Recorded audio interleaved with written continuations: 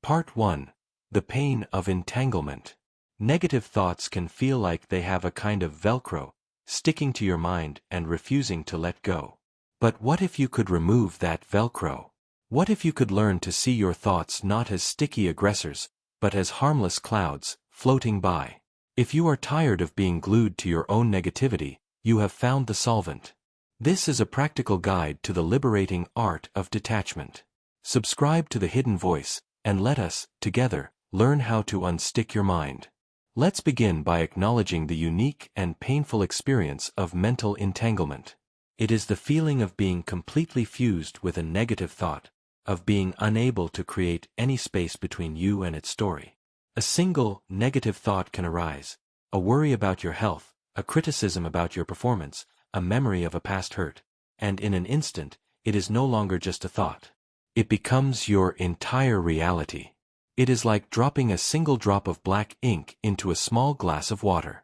In a moment, the entire glass is clouded. The thought colors your mood, it dictates your emotions, it hijacks your behavior. And you try to get free. You enter into a frantic, internal struggle. You try to argue with the thought, to prove it wrong with logic. You try to suppress it, to push it down into the basement of your mind, hoping it will stay there. You try to cover it up with a thin, fragile layer of positive thinking. But none of it works. In fact, it often makes it worse. Your struggle is like wrestling with a ghost made of tar. The more you fight, the more you become covered in its stickiness. The more you resist, the more entangled you become. And this leaves you feeling exhausted and powerless. You feel like a victim of your own mind, a prisoner of your own thought patterns. You long for a quiet mind, a state of peace, but it feels like a distant dream, an impossible state that is reserved for saints and gurus. You are left with the painful conclusion that your mind is broken, and that you are doomed to be a victim of its negativity forever. Part 2. Defining detachment. To find your freedom, we must begin by radically redefining the goal. The goal is not a quiet mind. The goal is a free relationship with your mind. And the key to this new relationship is the practice of detachment.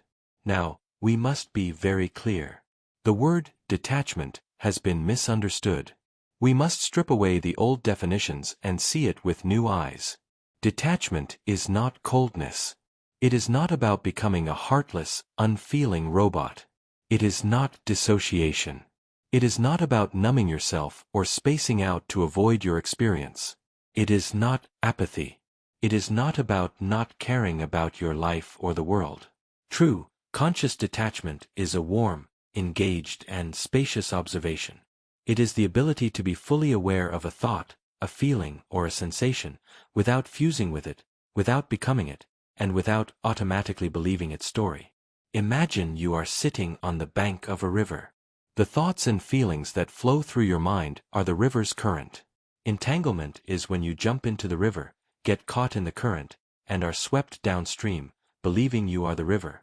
Detachment is when you remain sitting peacefully on the bank. You can still see the river. You can observe its speed, its color, its power. You are fully engaged with it, you are aware of it, but you are not swept away by it. You know that you are not the river. You are the one who is watching the river. This is the skill we are here to learn. Not to stop the river of thought. That is impossible. But to learn how to rest on the peaceful, stable, and ever-present bank of your own awareness. This is not a passive state.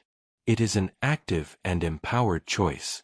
It is the choice to place your identity not in the fleeting, changing content of your consciousness, but in the vast, unchanging context of your consciousness. And in that simple but profound shift of identity, you will find the peace, the clarity, and the freedom you have been searching for. Part 3. The somatics of attachment versus detachment. This shift from entanglement to detachment is not an abstract theory. It is a tangible, physical experience. Your body is the ultimate arena where this drama of attachment and release plays out. To master detachment, you must first learn to feel its opposite. Let's do a somatic investigation. Take a moment to get still. And I want you to bring to mind a familiar negative thought. a recurring worry, or a common self-criticism. And just for this moment, I want you to do what you normally do: attach to it. Believe it. Fuse with it. Let it be the absolute truth of your reality. And as you do, feel the immediate, physical consequence of this attachment. Feel the contraction in your body, the tightening in your chest, the knot in your stomach, the clenching of your jaw. Feel how your world shrinks. Your awareness, which was once open, now collapses down to the size of this one, single, painful thought. It is all you can see. Feel the heaviness, the sense of being burdened, weighed down by the reality of this thought. This is the physical signature of attachment. It is a small, tight, heavy, and painful state of being. Now, with a long, slow exhale, let it go. Let the belief in the thought dissolve. And let's try a new experiment. Bring the very same negative thought back into your mind. But this time, you will not attach to it. You will detach from it. You will practice being the one who is watching the thought. Imagine the thought is a single, dark cloud, floating in the vast, open sky of your awareness. It is just over there. You are over here, watching. And as you rest as this detached observer, feel the shift in your body. Feel the expansion. The subtle but definite sense of space opening up in your chest, in your gut. Feel how your world widens. The thought is still there, but it is just one small object in a vast field of your awareness, which also includes the feeling of your breath, the sounds in the room, the sensation of your body. Feel the lightness. The thought no longer has the power to weigh you down, because you are no longer carrying it. You have put it down. This is the physical signature of detachment. It is a spacious, wide, light, and peaceful state of being. The negative thought was the same in both scenarios. The only thing that changed was your relationship to it. The only thing that changed was your choice to either fuse with it, or to give it space. The suffering is not in the thought. The suffering is in the attachment. The peace is not in the absence of the thought. The peace is in the presence of detachment. Part 4. The second arrow. This profound wisdom, the distinction between a painful event and our painful reaction to it, is one of the most practical and compassionate teachings of the Buddha. It is a lesson that is over 2,500 years old, and it is the key to your freedom. It is the parable of the second arrow. The Buddha said that to be human is to be shot by a first arrow. This is the unavoidable pain of life. A difficult event happens. A loved one gets sick. You lose your job. A negative thought arises in your mind. These are first arrows. They happen to everyone. They are, to a large degree, outside of our control. The pain is real, but it is often temporary. But then, most of us, immediately after being hit by the first arrow, do something completely unnecessary and profoundly self-destructive. We shoot ourselves with a second arrow. The second arrow is our reaction to the first arrow. It is our resistance, our judgment, our story about the pain. A negative thought arises, the first arrow. And then, immediately, you shoot yourself with a second arrow of judgment. I shouldn't be thinking this. What's wrong with me? A feeling of anxiety arises, the first arrow. And then you shoot yourself with a second arrow of fear. Oh no, this feeling is terrible. It's going to overwhelm me. I can't handle this. You make a mistake, the first arrow. And then you shoot yourself with a volley of second arrows. I am such a failure. I always mess things up. I'm worthless. The Buddha's profound insight was this: the suffering created by the second arrow is almost always greater, and lasts much longer, than the pain of the first arrow. The first arrow is the clean wound of reality. The second arrow is the dirty, infected, and self-inflicted wound of our own mind. The practice of detachment is the art of learning not to shoot the second arrow. It is the practice of having the wisdom and the courage to simply be with the pain of the first arrow, without adding the story, the judgment, and the resistance of the second arrow on top of it. When a negative thought arises, the practice is to simply notice it, the first arrow, without immediately firing the second arrow of, I am a bad person for thinking this. When a feeling of fear arises, the practice is to simply allow the raw, physical sensation to be there, the first arrow, without firing the second arrow of, this feeling is a threat to my existence. To detach is not to become a person who is never hit by a first arrow. That is impossible. To detach is to become a person who has made a conscious and compassionate vow to stop shooting themselves with the second one. And in that simple, powerful refusal lies the end of almost all of your self-inflicted suffering. Part 5. The Parable of the Movie Screen and the Sticky Popcorn. To make this practice of non-attachment even clearer, let's use a modern parable. The story of the movie screen and the sticky popcorn. Imagine you are sitting in a dark movie theater. Your consciousness is the vast, white, and perfectly pristine movie screen. The thoughts and feelings that arise in your mind are the movie that is being projected onto the screen. Sometimes, the movie is a beautiful comedy or a romance, and that is pleasant. But other times, the projector plays a horror movie. A terrifying, violent, and deeply disturbing film. This is your negative thought. Now, the horror movie itself, the flickering images of light and shadow on the screen, has no power to harm the screen. The screen is not burned by the explosions. It is not cut by the villain's knife. It is not stained by the blood. It remains, at all times, a perfect, untouched, and neutral canvas, simply allowing the movie to play itself out. This is the nature of your own consciousness. It is never, ever harmed by the content of your thoughts, no matter how negative they may be. But now, imagine that as you are watching this horror movie, you are also eating a bucket of warm, buttery, and incredibly sticky popcorn. And in your fear and your fascination, you become completely engrossed in the film. You lean forward, and you begin to throw your sticky popcorn at the screen. You start to interact with the movie. You throw a piece at the villain. You throw another at the hero, trying to warn them. And now, your hand gets stuck. You are glued to the screen by your own sticky, reactive engagement. You are now pulled into the drama. You are no longer the peaceful observer. You are a participant, entangled in the illusion. Your suffering does not come from the movie. It comes from the fact that you have stuck yourself to the movie with your own sticky reactions. Your attention, your belief, your resistance, your judgment. This is your sticky popcorn. Every time a negative thought appears, and you engage with it, by resisting it, by judging it, by believing its story, you are throwing your sticky popcorn at the screen. You are getting your own awareness entangled in the drama. The practice of detachment is the art of learning to sit peacefully in your seat, and to watch the horror movie of your negative thoughts play out on the screen of your consciousness without throwing your popcorn. It is the practice of keeping your attention, your belief, your stickiness, in your own lap. You can notice the scary movie. You can be fully aware of it. But you do not have to stick yourself to it. You can simply allow it to be there, knowing that you are the vast, safe, and untouched screen, and that all movies, no matter how intense, eventually come to an end, leaving the screen in its original, pristine, and peaceful state. Part 6. The Vow of the Peaceful Observer.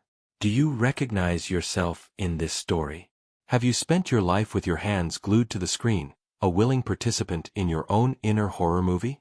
If this parable illuminates the source of your own entanglement, then I invite you to make this space your peaceful movie theater. Subscribe to The Hidden Voice.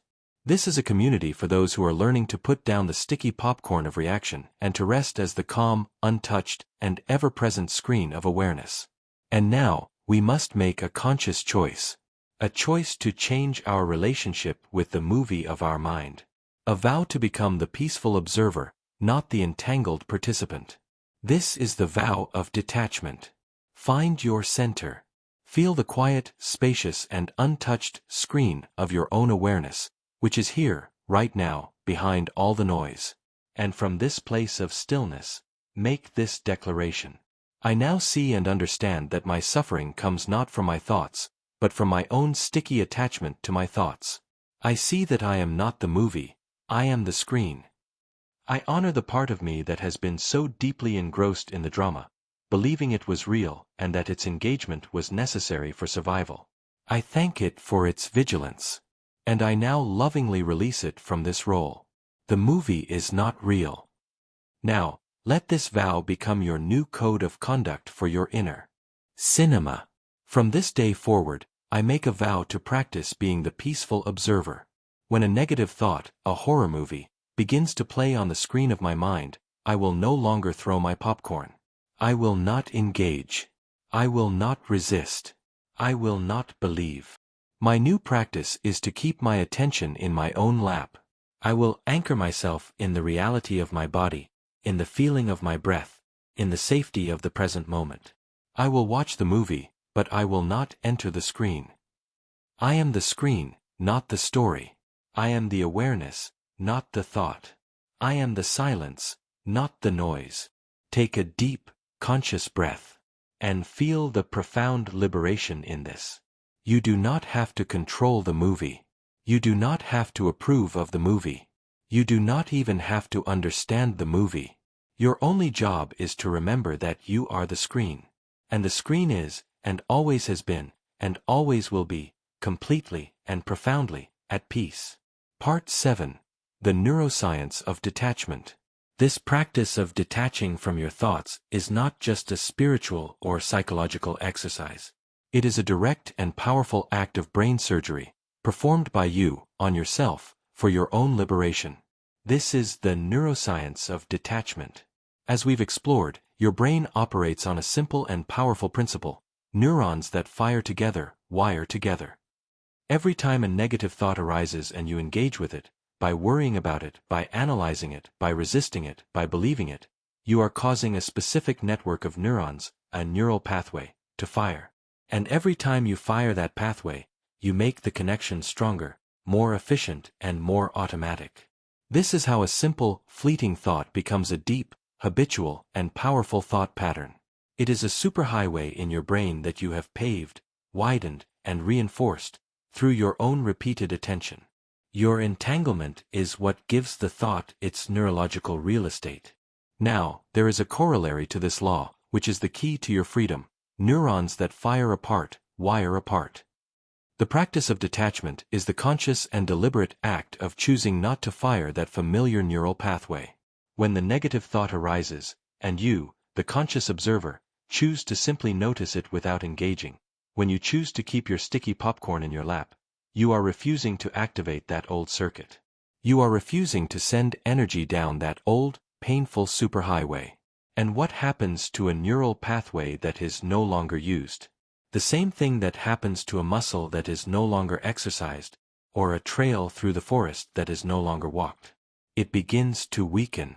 The synaptic connections begin to prune themselves away. The road becomes overgrown with weeds. This is the science of neuroplasticity in action. You are not just ignoring the thought. You are, on a physical and biological level, dismantling the very neurological machinery that produces it. Every act of detachment, every moment you choose to rest as the screen instead of getting stuck to the movie, is an act of profound and lasting brain change. You are not just getting temporary relief from a negative thought. You are actively and literally unwiring the habit of negative thinking from your own brain. This is why this practice is so powerful. It is not about fighting the darkness. It is about turning on a light. And the light is your own conscious, detached, and non-judgmental awareness. As you consistently place your attention on this awareness, you are strengthening the neural pathways of peace, of presence, of the observer. You are building a new superhighway. A superhighway that leads not to the familiar noisy city of your old suffering, but to the quiet, open, and spacious countryside of your own true nature. Part 8. The Ritual of A.S.A, a Practical Guide. To make detachment a reliable, in-the-moment skill, it is helpful to have a simple, memorable framework. A set of instructions you can turn to when you are caught in the stickiness of a difficult thought. Let us call this the A.S.A method. It stands for acknowledge, soften, and allow. This is your practical, 3-step guide for detaching from any negative thought. Step 1. A. Acknowledge. The first step is to simply, and neutrally, name the thought or the feeling that is present. The act of naming it immediately creates a space between you and it. It shifts you from being the thought to being the one who is noticing the thought. So, when the familiar wave of worry arises, you will simply and silently say to yourself, "Ah, this is the thought of worry about the future." When the inner critic begins its attack, you will notice it and say, "This is the inner critic program running." You are not judging it. You are not fighting it. You are simply acknowledging its presence, like a scientist noticing a particular kind of cloud in the sky. Ah, a cumulus cloud. This act of neutral labeling is the first step out of the trance of fusion. Step 2. S. Soften. The second step is to bring your awareness into your body. Attachment to thought is always, and without exception, accompanied by physical contraction.